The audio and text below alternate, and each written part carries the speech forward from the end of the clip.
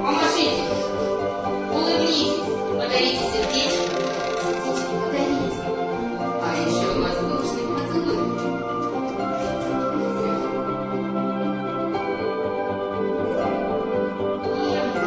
Слово. У нас схема дано слово. Давайте прочитаем. Приготовили пальчики.